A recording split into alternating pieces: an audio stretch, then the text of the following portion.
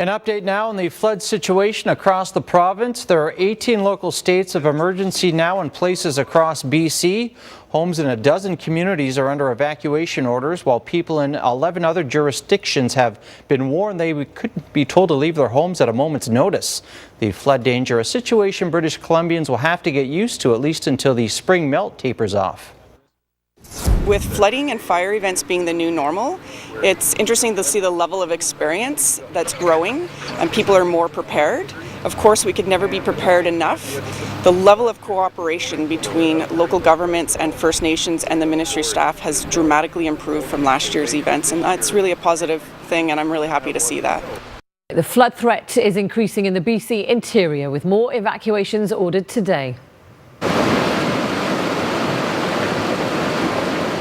This is Cherry Creek, west of Kamloops on Highway 1. A lot of homeowners here struggling to defend their land. The snowpack is continuing to melt because of milder temperatures.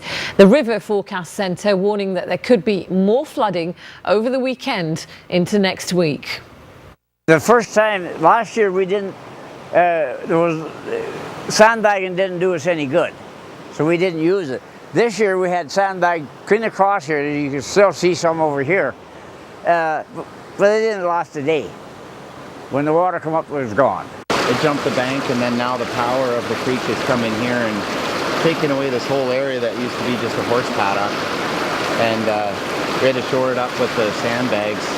If we didn't, it would have kept going and it would have taken out the barn. And this is Gishon Creek in Merritt, again dealing with fast-moving water. 6 homes along nearby File Road facing an evacuation order. Also forced out people living in a mobile home park east of the creek. But the disaster's coming. It's one of those slow creeper nightmares. 64 properties under evacuation alert in the community of Twin Lakes in the Okanagan.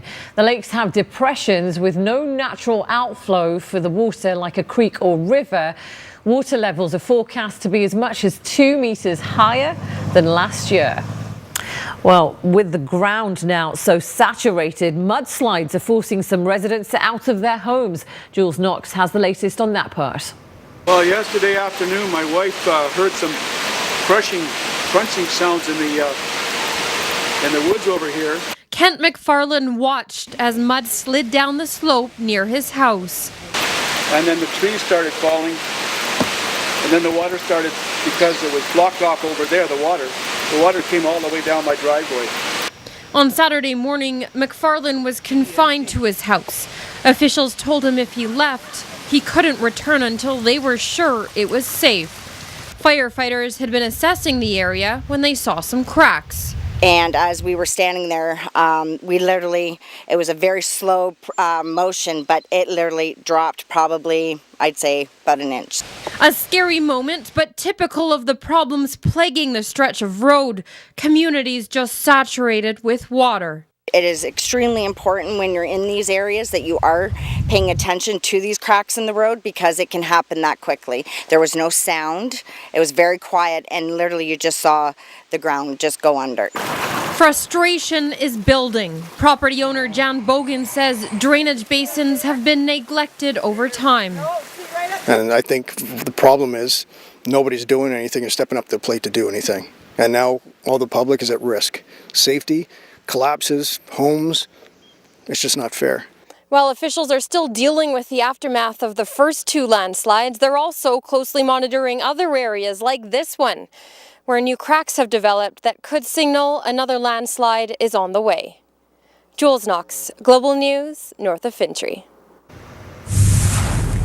And tonight, the city of Kamloops has closed Barnhart Vale Road in the southeast end of the city. Concerns here for public safety as Campbell Creek has flooded the road near the 7200 block of Barnhart Vale Road. Oh, wow. It breached.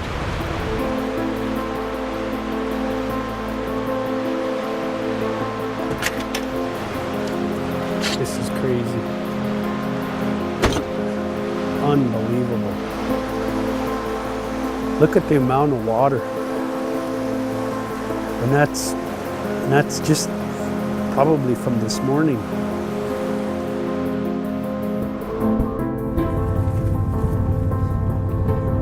This is where the pipe is, right in the middle of the reserve, the heart of the community. Back in 1952, our chief wasn't allowed to hire a lawyer. That paper was put in front of them and they were told to sign. Back then it was a $1,200 payment, one-time payment. It's an insult. It's a slap in the face to our people.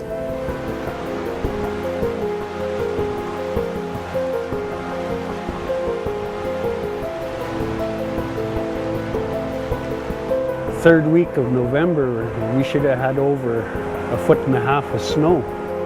But you look at it now, it's unpredictable.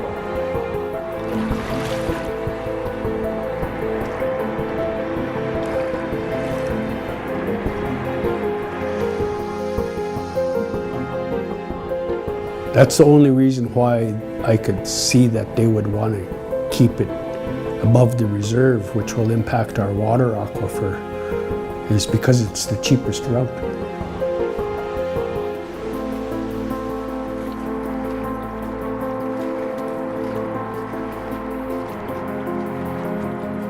To us, it's not about the money, it's about the water, our drinking water. And that's why the fight is on.